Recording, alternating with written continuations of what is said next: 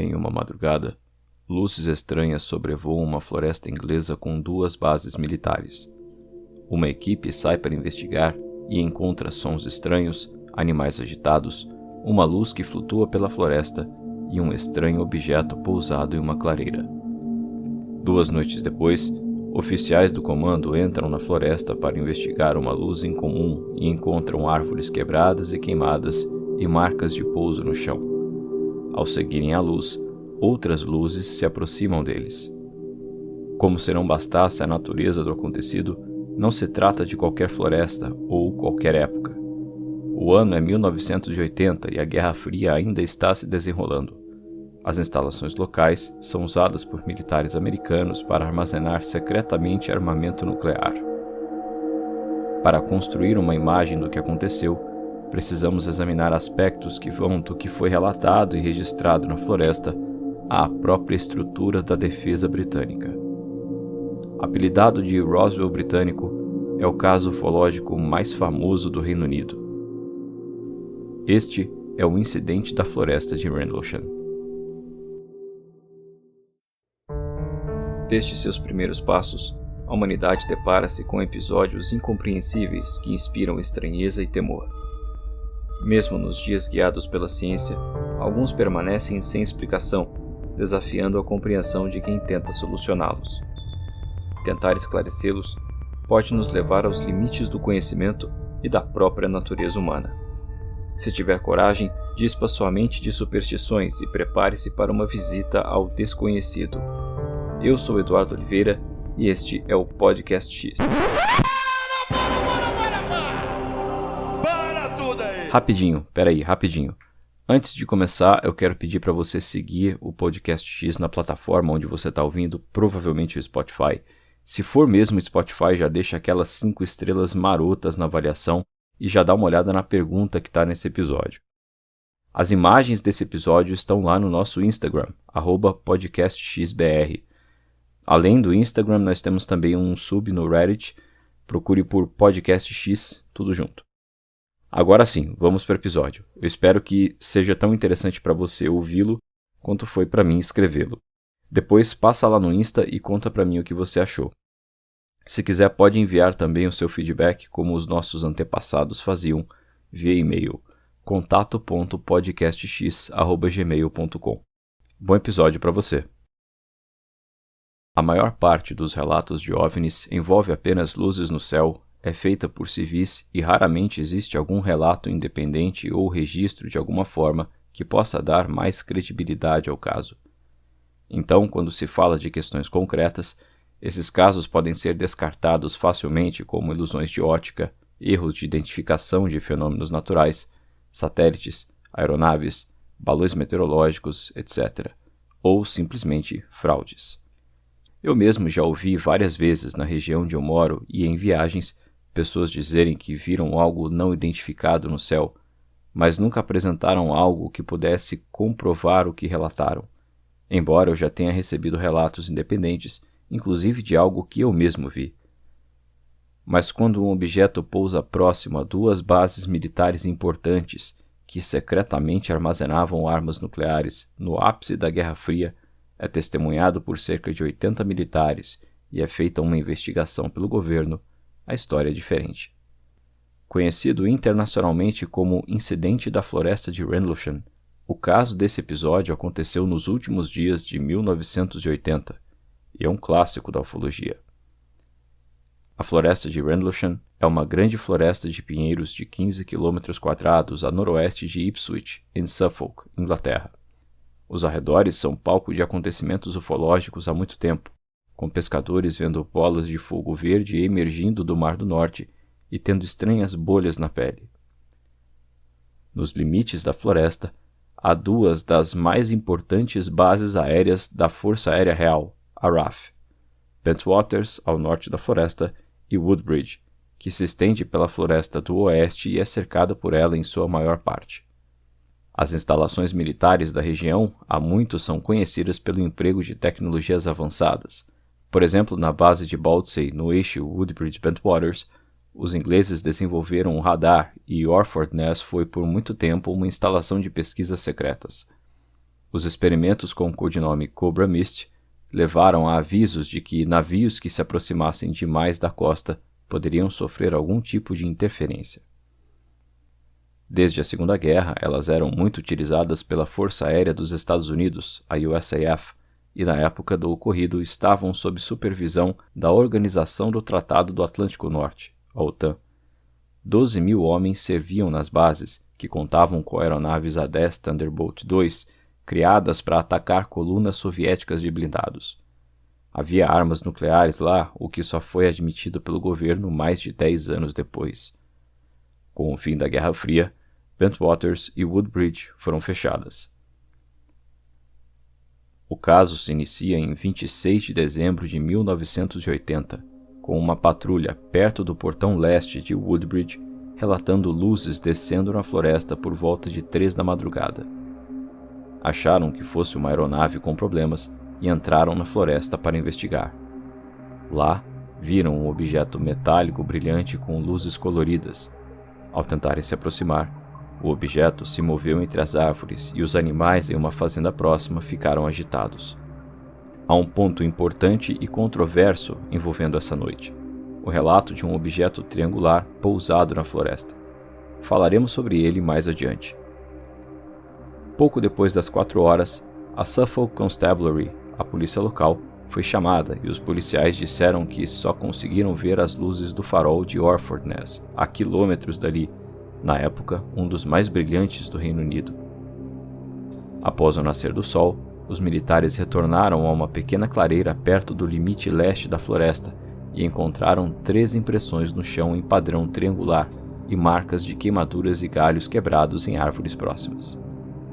Às 10h30, a polícia foi chamada novamente e os policiais acreditaram que as marcas no chão poderiam ter sido feitas por algum animal.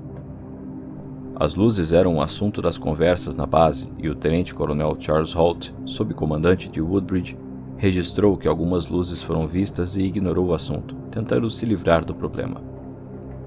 2 noites depois dos primeiros avistamentos, aviadores estavam observando o céu informalmente na floresta quando relataram estranhas luzes. Preocupado com a moral das tropas, o tenente Bruce England, chefe de segurança da base, interrompeu uma festa de Natal dos oficiais para dar a notícia. O coronel Ted Conrad, comandante da base, que tinha um discurso de premiação a dar na festa logo após o jantar, encarregou Holt de reunir uma equipe e resolver o assunto de vez. Holt acreditava que acabaria com um engano rapidamente. Pegou seu gravador de bolso, até porque seria muito difícil fazer anotações na escuridão da floresta, e um contador Geiger AN-PDR-27, o modelo padrão dos militares americanos, e foi para a floresta por volta de 23 horas com mais 4 ou 5 militares, incluindo o comandante de ala de ambas as bases, o Wing Commander Gordon Williams, o tenente England, que era da equipe de prontidão de desastres, e Ray Gulyas, fotógrafo da base. Eles também levaram holofotes, mas eles falharam frequentemente próximo ao local com as marcas no chão. Ao entrarem na floresta, o rádio começou a apresentar falhas e as poucas comunicações possíveis tinham muita estática. Eles encontraram metade da força de segurança no local e em torno de 7 veículos militares tentando iluminar a floresta. Logo, Holt deduziu que aquilo poderia ser um desastre de relações públicas prestes a estourar, e deu ordens para que retornassem com o maior número de pessoas possível para a base. Ele levou uma pequena equipe para o que seria o local de aterrissagem da outra noite. Eles encontraram uma clareira com os arredores devastados e obtiveram leituras de radiação acima do normal, 70 microröntgens por hora, contra os 30 e 40 de outros locais. Também detectaram radiação mais elevada em nível similar em um local pouco mais de 800 metros das marcas de pouso. Havia 3 marcas no chão, a cerca de 3 metros uma da outra, formando um triângulo. Elas tinham 4 centímetros de profundidade e 18 de diâmetro, e os índices de radiação beta e gama eram ainda mais acentuados nessas marcas. Os galhos ao redor das marcas estavam quebrados, assim como as copas das árvores. Algo parecia ter descido e subido por ali, fazendo aquele estrago. Enquanto investigava o local, A equipe também ouviu os animais ao redor em agitação. A área foi fotografada e Holt registrou o andamento da investigação em tempo real com o seu gravador. Às 1h48, começaram a ouvir barulhos e Holt avisou seus homens para prosseguirem com cuidado. Um dos militares do grupo percebeu um objeto vermelho brilhante longe na floresta, quase alinhado com uma fazenda, como outros militares viram na primeira noite. Holt imediatamente ligou seu gravador. Eles correram para se aproximar e detalhes do objeto ficaram visíveis.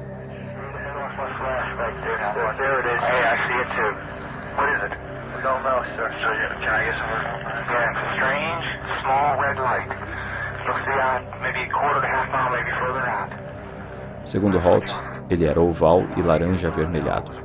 Havia algo parecido com pedaços de metal derretido pingando dele e caindo pelo chão. Tinha o centro preto, um preto sólido que piscava quase como um olho. Se movia entre as árvores a cerca de 1,5 metros do solo, zigue-zagueando, subindo e descendo. Parecia procurar algo e estar sob controle inteligente. O sargento Adrian Bustinza disse que a luz brilhante estava como que descansada sobre uma pilha de névoa e dividida no meio como o arco-íris produzido por um prisma. Eles seguiram o objeto pela floresta por cerca de 1 hora, atravessando o campo de um fazendeiro e um pequeno riacho. O objeto pareceu mudar de atitude, aumentou seu brilho e começou a se deslocar em direção ao grupo. Repentinamente, ele explodiu em silêncio em 5 objetos brancos e tudo desapareceu. Enquanto Holt pensava que jamais conseguiria explicar aquilo, alguém do grupo que olhava para o norte deu um novo alerta. Eles viram 5 objetos elípticos em formação com luzes multicoloridas, de 800 a 1.200 metros do chão, vindo em sua direção. Se moviam em altíssima velocidade, silenciosamente, com movimentos precisos e angulares.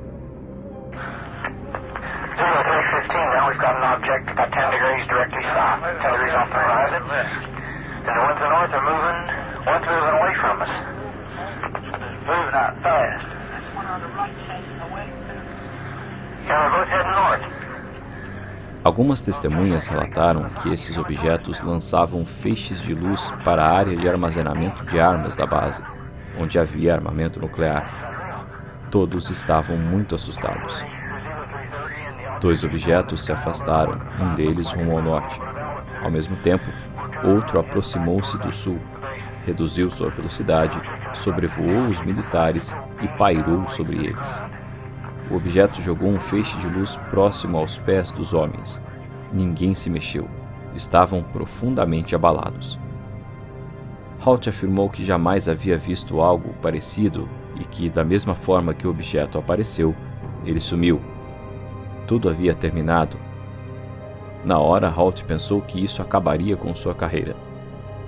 Há boatos de que os acontecimentos foram filmados, mas isso nunca foi confirmado. Como oficial no comando, Holt deveria relatar os acontecimentos a seus superiores. Em 13 de janeiro de 1981, a pedido do líder de esquadrão Donald Morland, que era uma espécie de ligação entre o Ministry of Defense, o Ministério de Defesa britânico, o MOD, e a USAF, ele fez um memorando com o título Luzes Inexplicadas, esperando colocar um ponto final na questão. Embora Morland não tenha visto nada pessoalmente, ele tinha muita confiança nos homens que viram e enviou uma nota endossando o memorando. Para a quantidade de detalhes que a ocorrência teve, o documento foi bem resumido, não mencionando fitas gravadas, moldes de gesso e supostas amostras de solo colhidas na floresta. Holt disse que essas informações seriam disponibilizadas para o Ministério caso houvesse uma investigação, o que não aconteceu.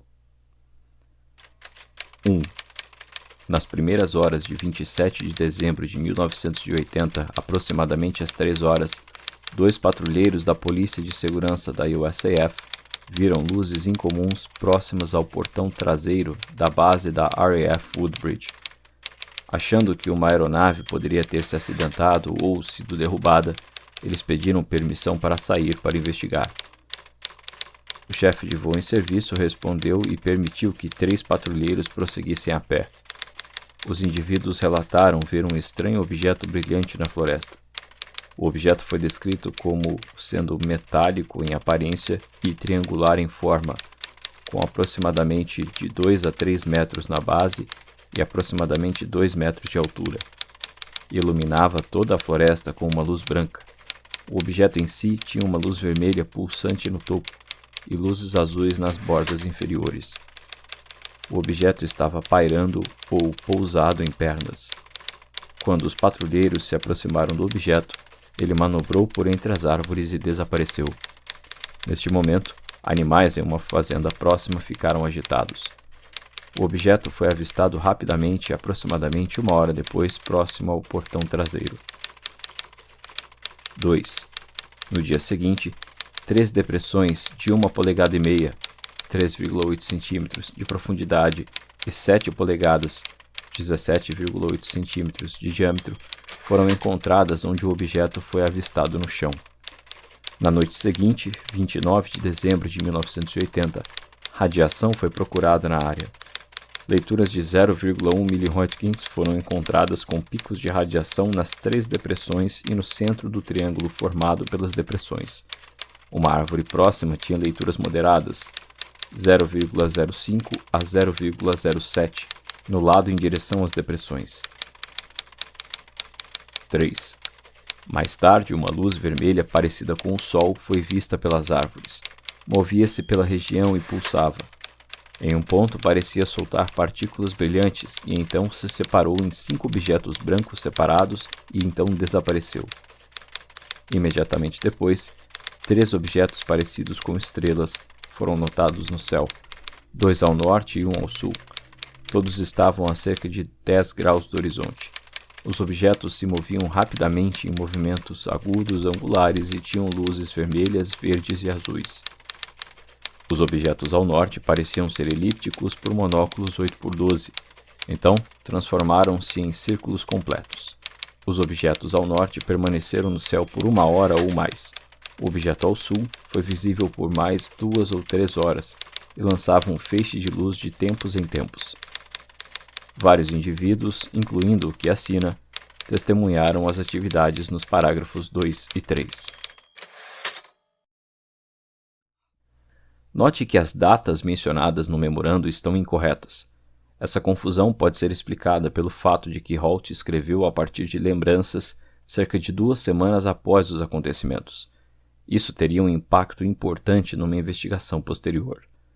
Devido à localização da base, na Inglaterra, o memorando foi direcionado ao MOD, que fez verificações rápidas e concluiu que o documento não tinha importância para fins de defesa, e encerrou o caso. Apesar de ser protegido na Inglaterra, o memorando de Holt foi tornado público em 1983 pela Lei de Liberdade de Informação nos Estados Unidos. Além da natureza militar, o documento não foi considerado confidencial em nenhum momento. O Dr. David Clarke, da Universidade de Sheffield Hallam, consultor ufológico dos Arquivos Nacionais Britânicos, investigou o background do memorando e a reação do Ministério de Defesa, entrevistando pessoas envolvidas no caso e confirmando a postura superficial do Ministério. Clarke não conseguiu encontrar evidências de outros documentos sobre o incidente. Nick Pope, famoso defensor ufológico, trabalhou para o MOD de 1985 a 2006 e uma de suas funções era investigar os relatos de OVNIs e identificar ameaças em potencial. Em 94, ele analisou o caso arquivado de Rendlesham. A falta de qualquer resposta formal ao relatório de Holt chamou a atenção de Pope, pois tratava-se de um relato de um oficial superior sobre a aproximação e pouso de objetos completamente desconhecidos nas proximidades de 2 das mais importantes bases militares em toda a rede da OTAN. Pope iniciou um estudo exaustivo de 3 anos, revelando vários erros na investigação. Por exemplo, uma confusão sobre a jurisdição, afinal o incidente envolvia 2 bases gêmeas da USAF em solo britânico. Outro problema, o local de aterrissagem não foi prontamente isolado, e as pessoas iam e vinham contaminando o local. Além disso, amostras do solo deveriam ter sido retiradas. Anos após a revisão dos documentos, Pope descobriu uma das falhas mais críticas da investigação: alvos desconhecidos em radares. Uma das testemunhas alegou que um alvo não identificado apareceu no scope, a tela do radar, sobrevoou as bases por 2 ou 3 passagens do radar e desapareceu.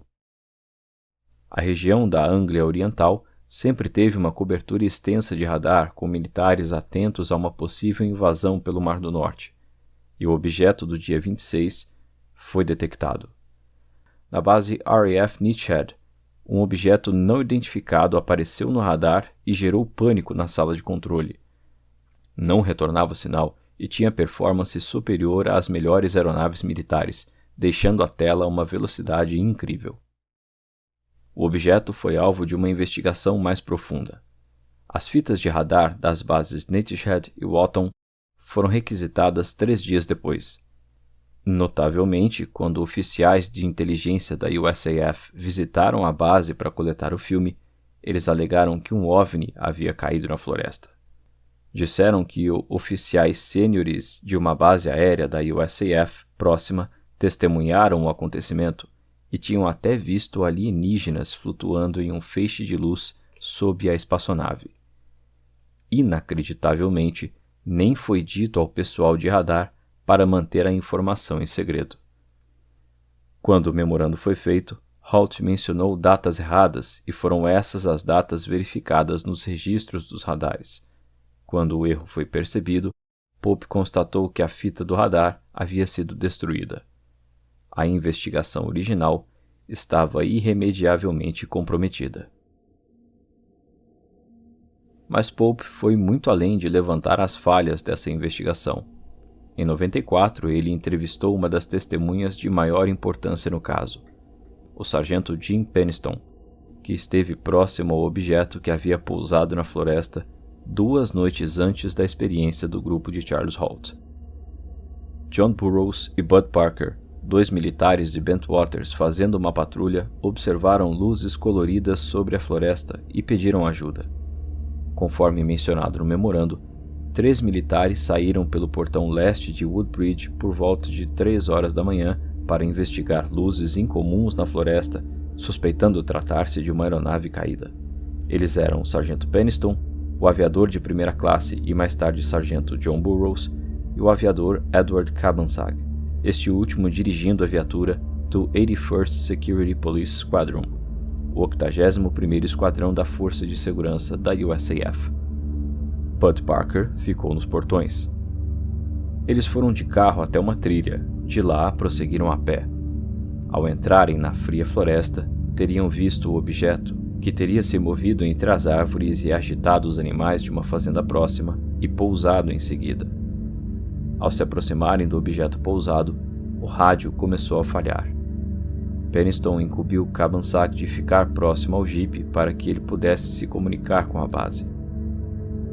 No documentário de 2006 do History Channel, Britain's Roswell, da série UFO Files, aqui no Brasil conhecida como Arquivos Extraterrestres, o Roswell britânico, Penniston disse: "Quando nós 3 nos aproximamos do objeto pousado, começamos a ter dificuldades com o rádio. O ar ao nosso redor ficou carregado eletricamente e sentimos isso nas roupas, na pele, no cabelo. Havia também uma sensação de lentidão, como se fosse um esforço para o tempo passar. Quanto mais nos aproximávamos daquela coisa, mais desconfortável eu me sentia. Era como se eu me movesse em câmera lenta. Senti muito calor e como se o cabelo estivesse ficando em pé atrás da minha cabeça", relatou Burroughs. Eles observaram o objeto por cerca de 45 minutos. Penniston levava consigo um bloco de anotações e desenhou o objeto. Os desenhos incluem símbolos estranhos que estariam na fuselagem. Ele também tocou a superfície quente e lisa do objeto. Após esse encontro, houve uma explosão silenciosa de luz que fez os 3 se abaixarem. O objeto decolou e Penniston viu seu trem de pouso triangular. Eles perseguiram a luz que se afastava por alguns minutos. Quando se deram conta, estavam observando a luz do farol de Orford Ness, mas simplesmente não fazia sentido que essa fosse a luz que viram antes. Mais de 80 homens da Força Aérea, todos observadores treinados, testemunharam a decolagem do objeto. A equipe e as testemunhas receberam ordens de tratar a investigação como super secreta, e nenhuma outra discussão foi permitida, disse Peniston. Existem outros pontos interessantes que Peniston relatou em outras ocasiões, mas vamos falar sobre eles mais adiante. Após encontrarem marcas de padrão triangular no chão, os três voltaram para a base para se reportarem. Pouco depois das 4 horas, a polícia local foi chamada e enviou 2 policiais. O policial sênior David King falou com o coronel Ted Conrad. As únicas luzes que podiam ver eram as do farol de Orford Ness, a 8 quilômetros. Após o nascer do sol do dia 26, os militares retornaram para uma pequena clareira perto da borda da floresta e fizeram moldes de gesso das marcas no chão. Uma aeronave A-10 que voou pela região ao amanhecer detectou radiação infravermelha sendo emitida na floresta. Mais tarde, a polícia descobriria vários relatos de luzes no céu naquela noite. Houve também alvos não identificados nos radares no aeroporto de Heathrow, em Londres. Em 97, o pesquisador escocês James Easton conseguiu obter as declarações originais feitas por Fred Buran, John Burroughs, Edward Cabansag, J.D. Chandler e Jim Peniston, a Charles Halt. Hoje estes documentos encontram-se em domínio público. Eles descrevem luzes estranhas. Peniston, por exemplo, declara que, diretamente a leste do portão leste, cerca de 1,5 milha ou 2.400 metros, em uma grande área com árvores, uma grande luz amarela brilhante estava irradiando sobre as árvores. No centro da área iluminada, diretamente no centro, no nível do solo, havia uma luz vermelha piscando em intervalos de 5 a 10 segundos, e uma luz azul estava, na maior parte do tempo, parada. Quando Burroughs, Peniston e Cabansag foram de viatura para a floresta, ouviram sons estranhos. Burroughs relatou um som como se uma mulher estivesse gritando e que podia ouvir os animais da fazenda fazerem muitos barulhos. 2 noites depois, Halt ouviu os mesmos barulhos. Em uma entrevista à CNN em 2008, ele disse que o gado ao redor do celeiro parecia estar enlouquecendo. Esse barulho poderia também ter sido feito por veados conhecidos pelo som alto e agudo que fazem quando estão assustados. Percebemos que as luzes estavam vindo de fora da floresta uma vez que nada estava visível quando passamos pela floresta cheia de árvores. Podíamos ver um brilho perto do farol, mas quando nos aproximamos, descobrimos que era uma casa de fazenda acesa. Chegamos a um ponto de vantagem de onde pudemos determinar que o que estávamos perseguindo era o farol distante, disse Cabansag, referindo-se ao farol de Orford Ness. Em sua declaração, Burroughs também afirma que viam o farol. Podíamos ver um feixe passando, então fomos na direção dele. Nós o perseguimos por cerca de 2 milhas, pouco mais de 3 quilômetros, antes que pudéssemos ver que estava vindo de um farol. A declaração de Peniston é a única que identifica um objeto com a fonte das luzes. Ele afirmou ter ficado a 160 pés, cerca de 50 metros, do objeto e que era definitivamente de natureza mecânica. Somente após ter feito esse relato, ele disse ter se aproximado, circulado, desenhado e tocado tal objeto por 45 minutos. Isso não é mencionado em nenhum relato da época. Peniston diz ter visto o objeto em lugar diferente e muito mais próximo da base do que foi investigado por Halt, o que é inconsistente com suas estimativas iniciais de que a luz estava a 1,5 milha do portão leste. Em 1984, uma cópia da fita do gravador de bolso de Halt, com quase 20 minutos de gravação, foi obtida por pesquisadores. Ela foi fornecida pelo coronel Sam Morgan após suceder Ted Conrad como superior de Halt. Por conta da eletricidade estática e de a fita ter sido copiada com uma máquina velha, boa parte das conversas de fundo não puderam ser discernidas. Tempos depois, o Sci-Fi Channel conseguiu a gravação original. Ela não só revelou as conversas, como também nomes que não podiam ser ouvidos na cópia de 84. Na gravação, disponível na íntegra no link na descrição desse episódio, Podemos acompanhar parte da investigação de Holt em tempo real, enquanto ele descreve os achados e dá ordens à equipe na floresta no meio da noite. Podemos ouvi-lo falando sobre leituras de radiação, sons de animais agitados, uma luz piscando entre as árvores e objetos parecidos com estrelas que pairam e piscam. Em meio a tantas informações, fica a pergunta: o que os militares viram na floresta? Se você está ouvindo no Spotify, deixe a sua resposta nesse episódio. Após o acontecido em Rendlesham, Holt e Moreland estavam em diálogo com seus governos. O pessoal sênior envolvido decidiu não fazer revelações públicas.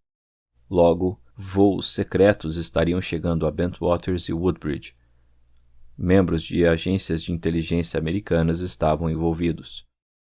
Dias após os acontecimentos, investigações e interrogatórios foram feitos por agentes de inteligência na base. As testemunhas lembram-se pouco desses interrogatórios e não descartam a possibilidade de terem tido suas memórias confundidas de propósito. Peniston diz que usaram sódio pentatol, o soro da verdade. Ele não se lembra de ter concordado com isso, mas acredita que concordou, já que não tinha nada a esconder. Ele, Burroughs e outras testemunhas foram tirados do controle da situação, assim como o pessoal sênior da base, incluindo o subcomandante Holt. Seria o início de um acobertamento? O caso todo só viria a público em outubro de 1983, através de uma matéria no popular tabloide inglês News of the World. Larry Warren, militar da reserva da USAF, contou ao tabloide a história com o pseudônimo de Art Wallace. Warren era da polícia da Força Aérea e foi enviado à Inglaterra em 1º de dezembro de 1980. No fim do mês, ele estaria envolvido nos eventos estranhos na floresta. Fui tirado do meu posto para a floresta com um número de outras pessoas que estavam trazendo equipamento de iluminação usado para iluminar grandes áreas externas, mas não funcionou por falha mecânica. Nós ainda não tínhamos ideia do que estávamos fazendo. Uma luz vermelha apagada, que não era o farol de Orford, parou sobre uma estranha névoa no chão. Ela rapidamente se transformou em um objeto triangular de aproximadamente 30 pés, 9 metros e 15, e em uma pirâmide afiada de cerca de 20 pés de altura, 6 metros e 10. Tinha uma estrutura sólida com uma superfície áspera. Alguns do grupo saíram correndo, outros ficaram ali, como eu. Não pude me mover. Não sei se estava chocado ou se foi por influência externa. Era como um sonho. Acho que o tempo estava distorcido e as percepções foram intencionalmente afetadas por essa inteligência. Havia uma realidade e na sua frente estava outra. Senti-me mais lento naquela noite. Tudo estava a meia velocidade e algo estava errado. Algo estava fora do lugar. Warren contou coisas ainda mais fantásticas. Ele disse que viu o comandante de ala de Woodbridge, Gordon Williams, ter um contato direto com 3 humanoides que saíram de um objeto que pousou quando o grupo de Holt estava na floresta. Com ele estavam vários militares e civis de terno. Pouco depois, ele foi retirado à força do local. Esse último aspecto do relato de Warren não agradou às outras testemunhas, que desmentem que houve contato com seres alienígenas. A história de Warren norteou os passos da pesquisadora Brenda Butler, que reproduziu o contato em detalhes em seu livro Sky Crash: A Cosmic Conspiracy, de 1984, com coautoria de Jenny Randles e Dot Street. O livro trazia alguns documentos oficiais sobre o caso, incluindo o memorando de Holt. O investigador Nick Pope não acredita no suposto encontro de Williams com alienígenas. Além de não ter visto nenhum documento a respeito no MOD, ele pôde ouvir a negativa pessoalmente de Williams, episódio no qual a pesquisadora Georgina Bruni estava presente. Bruni investigou o caso com a ajuda de Pope e, em 2000, publicou You Can't Tell the People, com ainda mais documentos. Em 2001, o MOD liberou todos os documentos oficiais sobre Rendlesham, 150 páginas que só deveriam se tornar públicas em 2014. Mesmo nesses documentos, alguns aspectos dos acontecimentos são imprecisos. A maior parte da documentação é apenas correspondência pública. Oficiais de alta patente respondiam às cartas de pesquisadores e algumas vezes de superiores ou outros órgãos militares, remetendo o memorando de Holt e o comentário de que não houve fatos que pudessem ser encarados como ameaça à segurança nacional. Isso poderia ser apenas uma justificativa para não mencionar uma pesquisa mais profunda feita secretamente? O conteúdo da gravação de Holt e as leituras de radioatividade já seriam motivo de preocupação. O documento DI-52, de 23 de fevereiro de 81, confirma a radiação muito acima dos níveis de fundo. Membros de instituições governamentais ficaram mandando cartas uns aos outros pedindo orientação, com as respostas demorando semanas e os especialistas presos em seu embaraço, enquanto moradores locais passeavam com seus cães e faziam piqueniques alegremente numa floresta que podia ter sido irradiada. É muito provável que os níveis de radiação registrados não fossem perigosos, mas a complacência com a qual o fato foi tratado certamente foi potencialmente desastrosa, escreveu Jenny Randles, que relatou o caso pela primeira vez no London Evening Standard em 1981. Mais adiante vamos falar sobre a posição dela a respeito desse incidente. Aparentemente, esses níveis de radiação não parecem ter induzido efeitos duradouros dignos de serem mencionados, e o National Radiological Protection Board, a Junta Nacional de Proteção Radiológica, indicou que as leituras, como as obtidas por Holt, não são tão anormais para uma floresta de pinheiros, principalmente uma perto de uma usina nuclear. Essas leituras poderiam ser obtidas a partir de fontes naturais, como raios cósmicos ou a própria radiação da Terra, contrariando as consultas especializadas apresentadas nos documentos liberados. Nos arquivos liberados há uma explicação para a falta de uma investigação aprofundada por parte do governo britânico. Ela está em um briefing preparado para o ministro da Defesa Lord David Trafalgar, em uma reunião em outubro de 85, com o Lord Peter Hill Norton, ex-chefe de gabinete de defesa. Em seu memorando, Holt não recomendou maiores investigações. Considerando isso, Trafalgar disse: "Nossa própria visão também foi a de que nenhuma ação adicional era necessária. Acreditamos que o fato de que o Coronel Holt não reportou esta ocorrência ao MOD por quase 2 semanas após o evento, aliada à maneira relativamente moderada com a qual ele lidou com o assunto, são indicativos do grau de importância em termos de defesa que deveriam ser ligados ao incidente." Traduzindo, Holt demorou para reportar isso aos seus superiores e, quando o fez, não teve grande alarde. Portanto, eles entenderam que não havia necessidade de uma investigação mais apurada. Em 2005, Simon Whedon, o funcionário do MOD que lidou com o memorando, contou ao Dr. Clark detalhes dos quais Lord Hill Norton não sabia.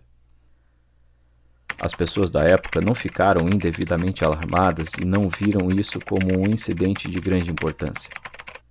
No 40º aniversário do caso, Whedon deu uma entrevista mais longa a Clark, reiterando os mesmos pontos. A prioridade do MOD na época era determinar se isso era algo que tinha um aspecto de defesa aérea. Devemos nos preocupar com isso? Apareceu no radar? Alguém notou algo estranho? Tendo em mente que os radares de Neathshed e Watton eram operados 24 horas por dia por operadores de radar qualificados.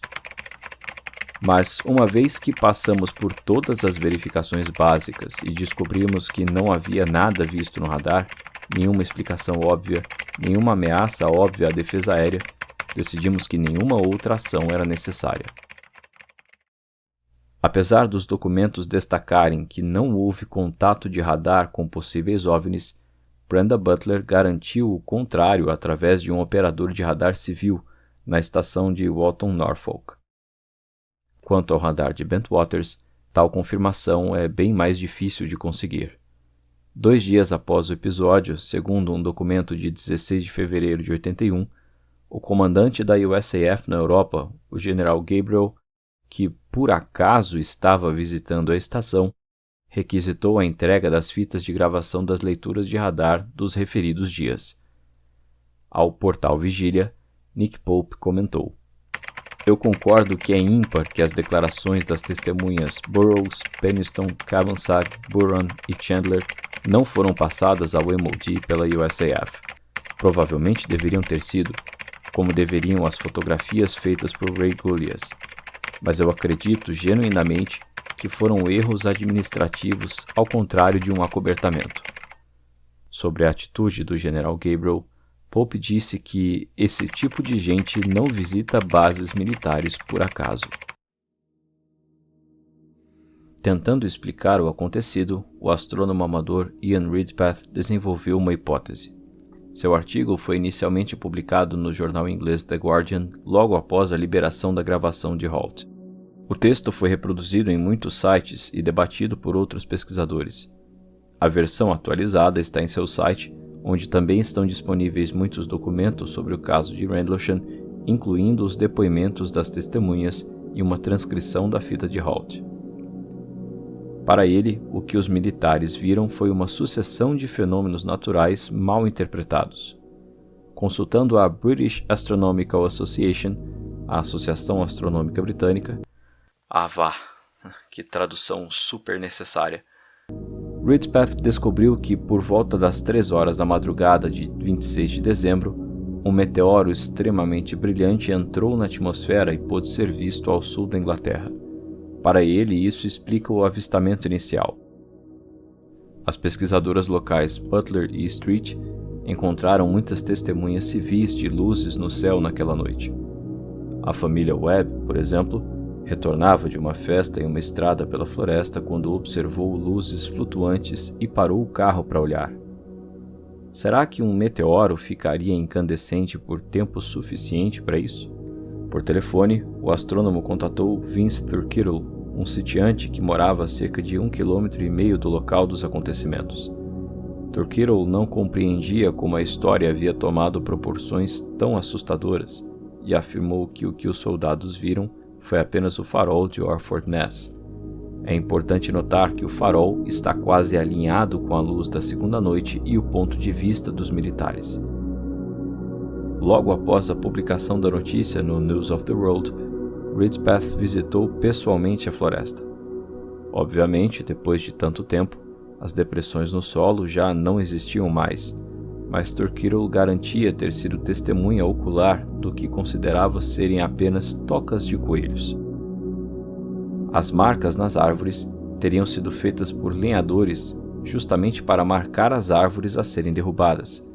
Ele próprio viu muitas dessas marcas recobertas com resina de pinho, o que daria, segundo Ridpath, a nítida impressão de queimaduras. Uma noite, Ridpath visitou a floresta acompanhado de um cinegrafista da BBC.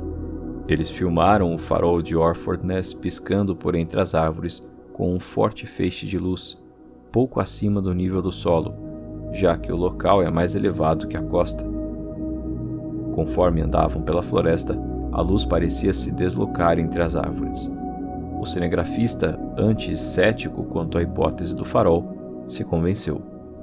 Além disso, uma ilusão de ótica chamada autocinese pode fazer com que estrelas ou qualquer ponto claro brilhante distante em um fundo escuro pareçam estar se movendo. Na gravação de Halt, a luz que ele estava vendo, que estava na mesma direção da luz da primeira noite, piscava a cada 5 segundos, a mesma frequência do farol de Orford Ness. As luzes brilhantes, parecidas com estrelas que pairavam baixo ao norte e ao sul, costumam ser explicadas como... sim, estrelas. Elas teriam sido mal interpretadas por conta da distorção atmosférica e de efeitos ópticos. Como comentei no início do episódio, essa é uma fonte comum de relatos ufológicos. A luz mais brilhante ao sul corresponde à posição de Sirius, a estrela mais brilhante do céu noturno. A BBC chegou a noticiar que Kevin Conde, ex-membro da polícia, assumiu a responsabilidade por criar estranhas luzes na floresta, dirigindo uma viatura da polícia cujas luzes ele havia modificado. Depois, ele corrigiu o que disse. É impressão minha que fiz a manobra durante um exercício. Não faríamos um exercício durante o feriado de Natal. Essa é uma forte indicação de que a minha manobra não é a fonte desse incidente específico. Por outro lado, testemunhas civis observaram as luzes se movendo em ângulo. Eram moradores locais, acostumados com a luz do farol. Sarah Richardson, por exemplo, viu de seu quarto no vilarejo de Woodbridge, alguns quilômetros a oeste, 3 grupos de luzes parecidas com estrelas e eram muito brilhantes, de cores vermelha, azul e amarela. Gordon Levitt, outra testemunha civil, morava em uma casa nos limites da floresta em Sudbourne. No dia 26, ele estava em seu jardim com seu cão quando viu um objeto peculiar voando em direção a eles. O objeto parecia um cogumelo com um brilho branco esverdeado. Ele passou silenciosamente por eles e prosseguiu para as bases.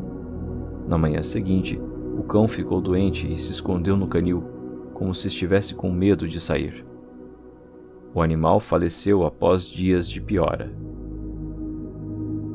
A liberação dos arquivos do MOD sobre o caso não fez diferença para as minhas conclusões, embora tenham possibilitado uma visão sobre como o MOD lida com relatos de OVNIs e investigadores de OVNIs. O conteúdo do arquivo pode fazer a diferença para aqueles que esperam revelações sensacionais, escreveu Ridgepeth por e-mail ao portal Vigília. A polícia de Suffolk tem um registro datado de 26 de dezembro de 1980 de um relato da força policial da Força Aérea Americana, a USAF Law Enforcement Task. Temos o avistamento de algumas luzes incomuns no céu. Enviamos algumas tropas desarmadas para investigar. Estamos designando-as como OVNI no momento. A Constabulary investigou o relato e o resultado registrado é o que segue. Controle de tráfego aéreo de West Drayton checado, sem conhecimento de aeronave. Recebidos relatos de fenômenos aéreos sobre o sul da Inglaterra durante a noite. As únicas luzes visíveis na área eram do farol de Orford. Busca feita na área, negativa. Segundo Ridgepeth, os fenômenos aéreos eram a reentrada do estágio final do foguete que lançou o satélite soviético Cosmos 749, que foi muito visto pelo sul inglês pouco depois das 21 horas do Natal. Os detritos, queimando na atmosfera, inundaram a Associação de Pesquisa de OVNIs Britânica, a British UFO Research Association, e a Autoridade de Aviação Civil, a Civil Aviation Authority, de relatos de OVNIs e aviões explodindo. No arquivo, há uma carta de 28 de julho de 99, escrita pelo inspetor Mike Topless. Na carta, lemos que um dos policiais retornou ao local durante o dia para garantir que não perdera nada. Não havia nada a ser visto e ele permanece inconvicto de que a ocorrência foi genuína. As imediações foram varridas por feixes de luz poderosas de uma luz de pouso da RAF Bentwaters e do farol de Orford Ness. Sei por experiência própria que à noite, em certas condições meteorológicas e de nebulosidade, esses feixes são muito pronunciados e certamente causam efeitos visuais estranhos. O caso chegou a ser comentado pelo famoso astrônomo e ufólogo francês Jacques Vallée. No livro Revelations, Alien Contact in Human Deception, de 91, ele concluiu que o caso todo é uma farsa complexa. Tendo como real o relato de Larry Warren, Vallée escreveu que tudo seguiu uma pontuação teatral. Analisando a sequência de acontecimentos, ele disse que convidados assistiram a uma cena armada. Não é isso que costuma suceder quando um OVNI real aterrissa, mas é exatamente a sequência de ações que alguém pode esperar quanto às reações dos homens quando um estímulo pré-arranjado está sendo testado, avaliou Vallée. Em sua visão, o incidente foi uma PSYOP, uma operação psicológica.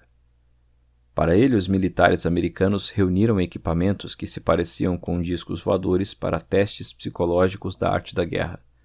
Segundo Vallée, a especialização é tanta que é possível controlar as experiências e conter suas repercussões caso haja extrapolação. Para quem defende essa hipótese, os objetos encontrados na floresta poderiam ser projeções na névoa. Em outra hipótese, o objeto encontrado na floresta era um protótipo secreto de aeronave não tripulada, provavelmente americano, mas talvez soviético. Será que Peniston confundiu escrita cirílica com outros símbolos? O problema com essas ideias é que não há evidências que as apoiem. E se realmente se tratou de uma avaliação psicológica ou um drone acidentado, não poderiam ser de conhecimento prévio do comando da base, já que Holt enviou um memorando ao MOD comunicando os acontecimentos. Não há informações de rumores sobre drones ou PSYOPs. A ideia de um drone soviético é ligeiramente plausível. Era um tempo de grande tensão internacional e as duas bases estavam entre as instalações militares mais importantes do Reino Unido. Os governos envolvidos teriam motivos para ficar em silêncio ou até levantar uma história falsa. Os soviéticos jamais admitiriam estar conduzindo atividades de espionagem como essa, e os americanos e ingleses ficariam horrorizados em saber que sua defesa aérea foi penetrada de uma forma tão fácil, e não gostaria que o conhecimento dessa brecha de segurança circulasse entre o pessoal militar de menor escalão, ou pior, que se tornasse público. Mas tudo isso é apenas especulação. Não existem evidências documentais ou testemunhos que apoiem essa interpretação dos eventos. Em dezembro de 2008, David Clarke relatou uma alegação de que o incidente era uma armação do Special Air Service, o SAS, uma unidade de forças especiais do Exército Britânico. De acordo com essa história, em agosto de 80, militares do SAS se lançaram de paraquedas na base de Woodbridge para testar a segurança do local. A USAF tinha atualizado recentemente seu radar e detectou os paraquedas ao descerem para a base. Os homens da SAS foram interrogados, espancados e chamados de Unidentified Aliens, alienígenas não identificados. Como vingança, o SAS deu aos americanos sua própria versão de um contato alienígena. Enquanto dezembro se aproximava, luzes e sinalizadores coloridos foram colocados na floresta. Balões negros de hélio também foram acoplados a pipas de controle remoto para transportar materiais suspensos para o céu, ativados por radiocontroles. A investigação de Clarke concluiu que essa história, que parece um enredo de filme, era de fato fictícia. Em junho de 2010, já coronel aposentado, Holt assinou um depoimento juramentado reconhecido oficialmente, no qual contou os acontecimentos e declarou que acreditava na natureza extraterrestre e no acobertamento do caso pelos Estados Unidos e o Reino Unido. Acredito que os objetos que vi próximos ao quartel eram de origem extraterrestre e que os serviços de segurança dos Estados Unidos e do Reino Unido tentaram, tanto na época quanto agora, subverter o significado do que ocorreu na floresta de Rendlesham e em RAF Bentwaters, pelo uso de métodos de desinformação bem praticados.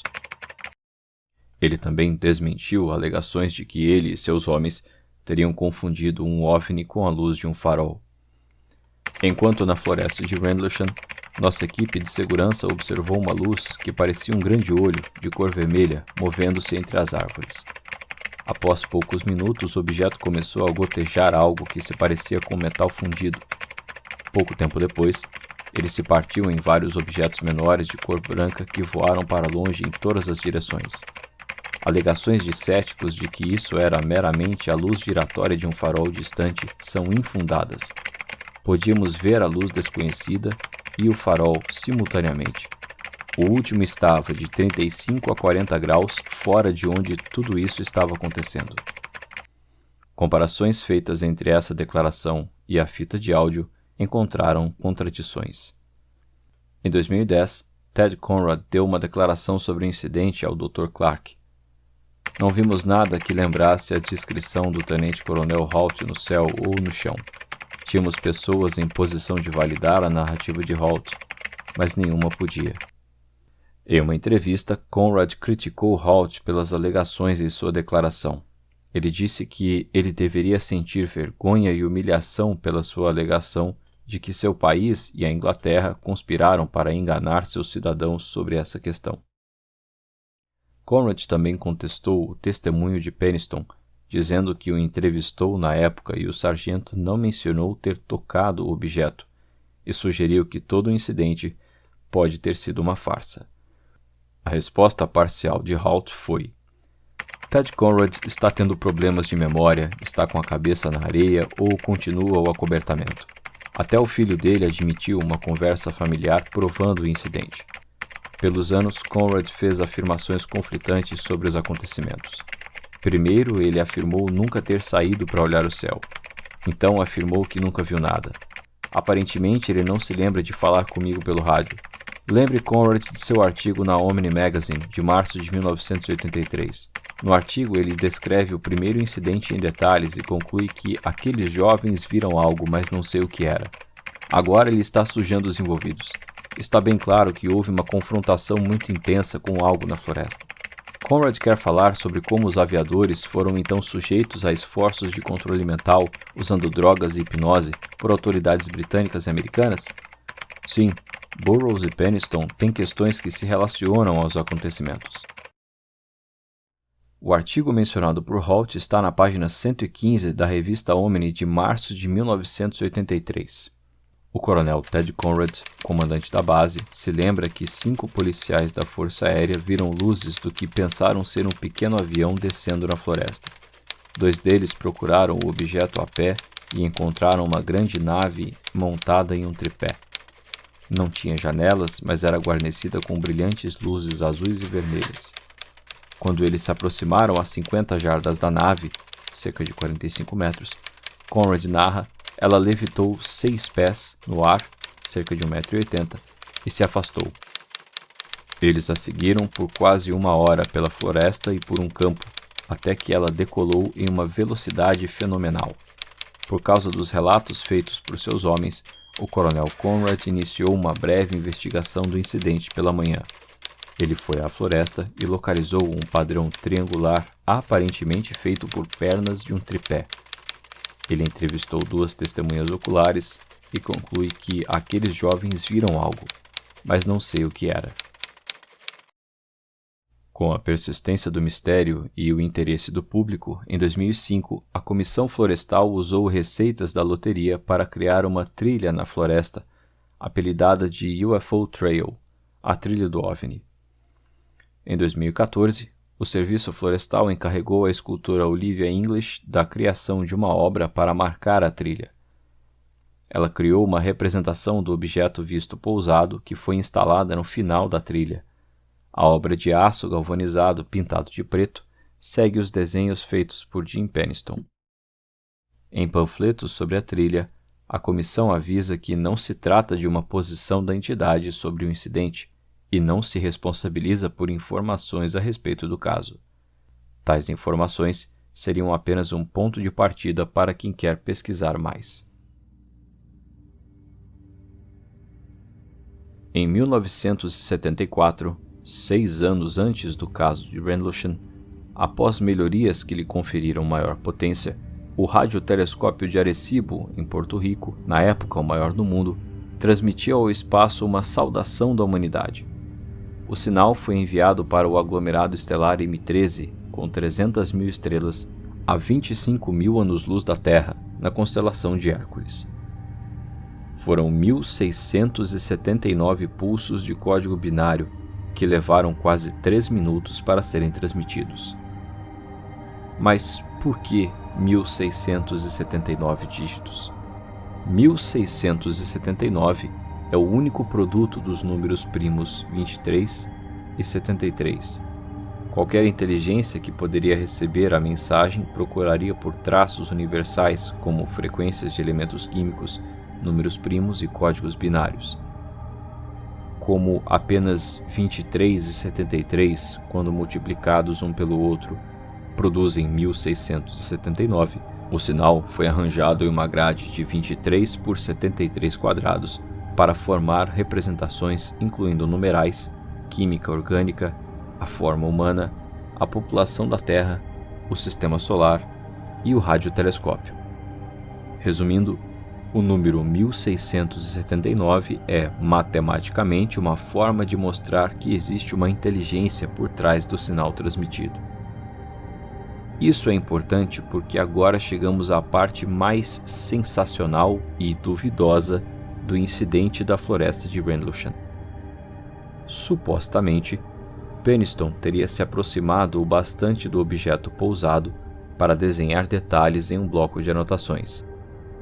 Ele teria desenhado símbolos estranhos que vira na fuselagem do objeto e, segundo ele, pareciam-se com hieróglifos. Em 94, ele passou por uma hipnose regressiva para se lembrar de mais detalhes. Na ocasião, ele alegou que a nave que encontrou veio do futuro e era tripulada por viajantes do tempo, não extraterrestres. O relato de Penniston, feito logo após o incidente, não contém menções de encontro físico ou qualquer forma de interação com uma nave.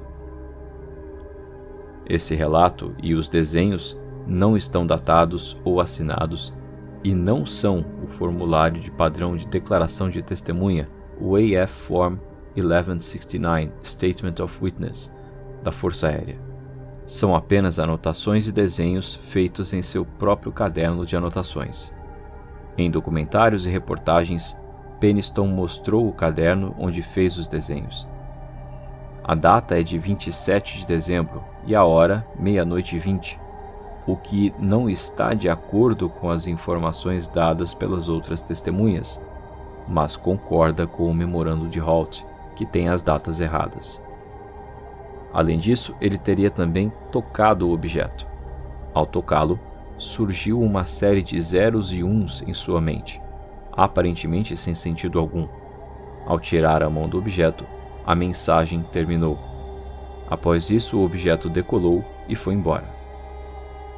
Penniston ficou atormentado pela sequência de números e se sentiu compelido a escrevê-la. Os números, aparentemente sem sentido, são código binário. Quantos bits tem o código de Penniston? 1679. As páginas com o código permaneceram em segredo por 30 anos. Em outubro de 2010, junto ao History Channel, Penniston confiou o código ao programador Nick Siski. O código foi decifrado conforme o código padrão americano para o intercâmbio de informação, a tabela ASCII, uma codificação de caracteres de 8 bits. A decodificação foi mostrada no episódio Contatos Alienígenas da série Alienígenas do Passado.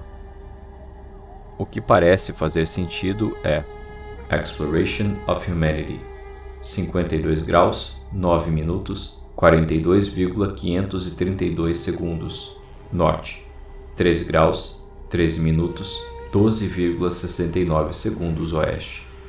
Continuous for Planetary Advance. Exploração contínua da humanidade para o avanço planetário. É claro que a interpretação do código levantou um grande debate entre conhecedores do assunto e até numerólogos. Alguns fizeram conversões diferentes e tiraram suas próprias conclusões sobre uma mensagem sobre o futuro da humanidade. Alguns especialistas extraíram algoritmos de círculos em plantações para criar imagens a partir do código de Penniston. As imagens parecem mostrar seres bípedes ou animais. Por serem de resolução extremamente pequena, acabam sendo muito subjetivas e abertas a interpretações. As coordenadas geográficas na mensagem apontam para uma ilha submersa no Atlântico Norte, Hy Brasil. Apesar do nome, esse lugar não tem nada a ver com a gente. Numa lenda celta, a ilha era o lar de outra Atlântida, uma civilização muito desenvolvida tecnológica e moralmente. Eles viam o resto da Europa como bárbaros e não queriam se misturar a eles. Por mais de 500 anos, a partir de meados de 1300, circularam na Europa boatos a respeito desta ilha, também chamada de Brasil, Brasil, Brasília e outros nomes. Natureza exuberante, cidades com muito ouro, há outras lendas da época que são parecidas nesse aspecto. Hy Brasil apareceu em documentos até 1870. Geralmente era representada próxima à Irlanda. Mapas famosos que mostram a ilha incluem Dalorto de 1325, Catalão de 1350, Pisigani de 1367, Canepa de 1489, Gutierrez de 1562, Fagenheir de 1583, Mercator de 1595, Magini de 1597 e Bleu de 1617. Expedições inglesas e francesas partiram em busca desta terra mágica e voltaram de mãos vazias. Muitos irlandeses diziam que a ilha era cercada por neblina e só aparecia de 7 em 7 anos. Até aí nada demais, uma lenda de marinheiros na época das grandes navegações. Mas, em 1675, o respeitado navegador capitão John Nisbet relatou que em setembro do ano anterior, retornando da França para a Irlanda, acabou encontrando a ilha por acidente após um denso nevoeiro. A notícia se espalhou e todos queriam explorar o lugar. Logo, Matthew Calhoun fez uma petição oficial ao rei Charles I, reclamando a posse da ilha de Rai Brasil. Não ficaram claras as bases com as quais ele pleiteava o território, mas prevaleceu o bom senso e os direitos foram assegurados ao descobridor, capitão Nisbet. Como a ilha jamais foi encontrada novamente, isso nem chegou a fazer diferença. Muitas ilhas misteriosas no Atlântico foram identificadas e hoje são pontos geográficos comuns em nossos mapas. Não é o caso de Rai Brasil. Hoje, oficialmente, considera-se que ela nunca existiu, ou foi uma formação vulcânica temporária que fumegava produzindo o tal nevoeiro, derramando lava em brasa. Segundo uma hipótese, daí viria o nome Brasil. Até hoje não está claro de onde veio esse nome. Há várias ideias. Na tradição irlandesa, diz-se vir de Uibressail, descendentes ou o clã de Bressal. Bressal é o nome masculino irlandês e significa dor. É um dos antigos clãs do nordeste da Irlanda. Outra ideia remete ao irlandês antigo, onde I significa ilha e Bres tem o sentido de valor, beleza, grandeza, poder. É altamente provável que eu esteja errando essas pronúncias. Me desculpem. Eduardo Bueno, em sua obra A Viagem do Descobrimento, diz que o nome Brasil vem do celta bres, que deu origem ao verbo inglês to bless, abençoar. Assim, Rai Brasil significaria terra abençoada. Outras teorias associam o vocábulo Brasil ao cinábrio, o nome popular do sulfeto de mercúrio, um mineral de cor vermelho brilhante, utilizado desde a antiguidade como base para corantes e para pintura corporal. A expressão certa Rai Brasil significa descendentes do vermelho ou os do vermelho. Nesse contexto, o vocábulo é uma referência aos gregos e fenícios ao deixarem de comercializar o cinábrio com os celtas, como se tivessem se tornado um povo mítico afortunado que nunca voltou à Irlanda, porque vivia feliz na misteriosa e paradisíaca ilha do Brasil. Esse aspecto do caso é realmente fantástico, no sentido de que soa como uma fantasia, e é muito difícil acreditar nele. Eu deixei para o final porque Jim Penniston, a única fonte disso no caso todo, foi divulgando essas informações aos poucos ao longo dos anos, e para contrastar com o comentário do autor Brian Dunning no podcast Skeptoid, de 6 de janeiro de 2009. Dunning avaliou os testemunhos originais, as gravações e a cobertura da mídia sobre o incidente de Rendlesham. Após uma longa análise, ele concluiu: a minúcia do coronel Halt foi louvável, mas mesmo ele pode estar enganado. Sem exceção, tudo o que ele relatou em sua fita de áudio e em seu memorando escrito tem uma explicação perfeitamente racional e comum. Tudo o que resta é a história de que homens foram interrogados e ordenados a nunca mencionar o evento, e avisados que balas são baratas. Bem, como vimos na televisão, todos os homens falam livremente sobre isso, e até o coronel Halt diz que até hoje ninguém jamais o interrogou. Portanto, isso parece ser apenas mais uma invenção dramática para a televisão, talvez de um dos homens que expandiram suas histórias ao longo dos anos. Quando você examina cada evidência separadamente por seu próprio mérito, você evita a armadilha da correspondência de padrões e encontrar correlações onde nenhuma existe. Os meteoros não tiveram nada a ver com o farol ou as tocas dos coelhos.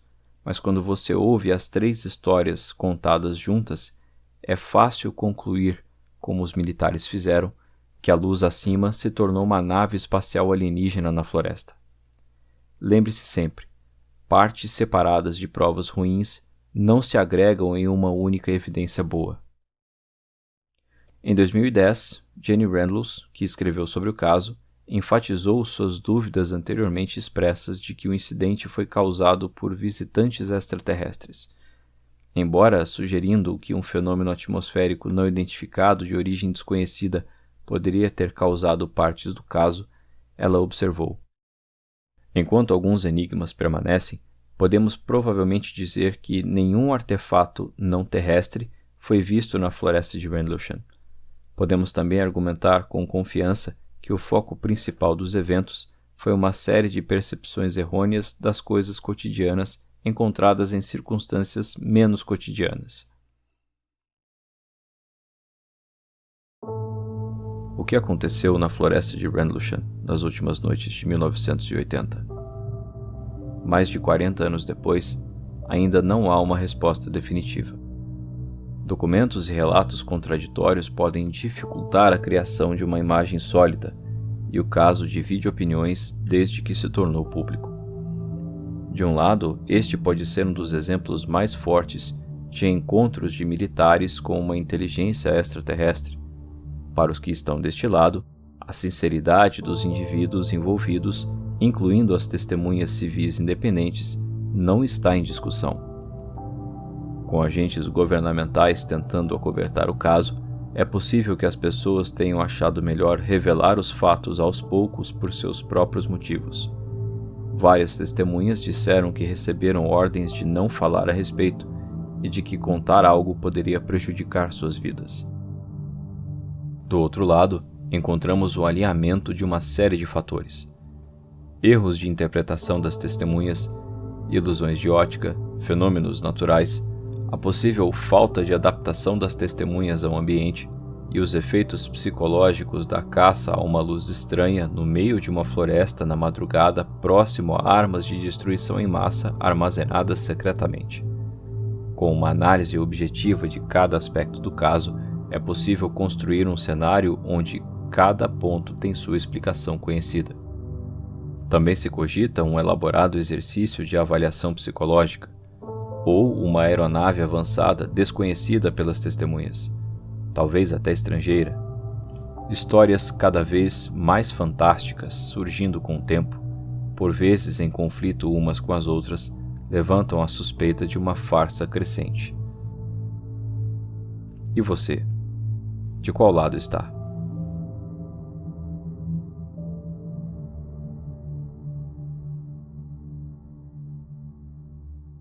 Muito obrigado por ter ouvido até aqui. Eu realmente espero que tenha sido interessante para você, como eu falei lá no começo.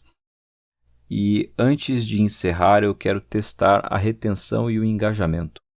Então, por favor, passe lá no nosso Instagram, @podcastxbr, e deixe a sua opinião sobre o caso Rendlesham em um post sobre o episódio. Deixe também nos comentários a palavra abacate. É isso mesmo, escreve lá, abacate, nos comentários. Assim eu sei que você ouviu até o final. Pode ser? Mais uma vez, muito obrigado. Gostou desse episódio? Então, por favor, pare o que você está fazendo. Eu não sei se você está lavando louça, passando roupa, se você está na academia, não sei. Mas pare o que você está fazendo e marque o Podcast X no agregador para você não perder os próximos episódios. E se você está ouvindo pelo Spotify, já dê 5 estrelas pra gente. Aliás, aproveita que você já parou o que você estava fazendo e envie esse podcast para uma pessoa que gosta desses assuntos. Todos nós temos um conhecido, meio estranho, que gosta de mistérios e casos do insólito. Se você não conhece uma pessoa assim, prazer, Eduardo. Na verdade, se você não conhece uma pessoa assim, mas está ouvindo até aqui, eu acho que essa pessoa estranha é você. E se alguém te indicou esse podcast, não sou só eu. Eu sempre deixo alguns recados aqui no final e é importante dizer que houve algumas mudanças desde os primeiros episódios. Por exemplo, o canal do YouTube não é mais atualizado. e é possível que eu já tenha tirado do ar quando você estiver ouvindo. Além disso, eu montei uma playlist no Spotify com algumas músicas que tocaram nos episódios. Procure por Playlist X. Existem outras ideias que eu quero implementar aos poucos e eu vou avisando nos próximos episódios. O nosso link com redes sociais e principais agregadores também mudou. Agora é bit.ly/podcastxoficial e ele está aí na descrição do episódio. Para entrar em contato e acompanhar as atividades, você pode usar o Instagram, essa rede social maravilhosa, cheia de gente feliz e bem-sucedida, seguindo pelo @podcastxbr. Já no Reddit, caso você não tenha vida social, você encontra a nossa comunidade procurando por podcastx, tudo junto. O nosso e-mail é contato.podcastx@gmail.com. Eu estou sempre aberto a comentários, críticas, sugestões. Conta pra mim o que você achou desse episódio, qual tema você quer ouvir aqui. Me fala se eu viajei muito nesse episódio ou se eu viajei pouco, sei lá. Se quiser acompanhar outros conteúdos que eu produzo, eu tenho um blog de astronomia e também escrevo sobre mistérios por lá. Ele está no ar desde 2006 e alguns dos temas que eu apresento aqui estão em posts nesse blog. O endereço é blogdoastronomo.wordpress.com. Se quiser me ajudar a produzir conteúdo, por favor, contribua no Brave, que é um navegador que consome menos bateria e memória do que o Chrome e ainda protege os seus dados. Eu não vou ficar explicando aqui, mas eu coloquei em detalhes lá no nosso link, que de novo está aí na descrição do episódio. bit.ly/podcastxoficial. Se quiser contribuir de outra forma, claro, entre em contato e a gente conversa. Mas eu já falei demais. Eu sou Edu Oliveira, este é o Podcast X e a gente se encontra em outro episódio com outro mistério.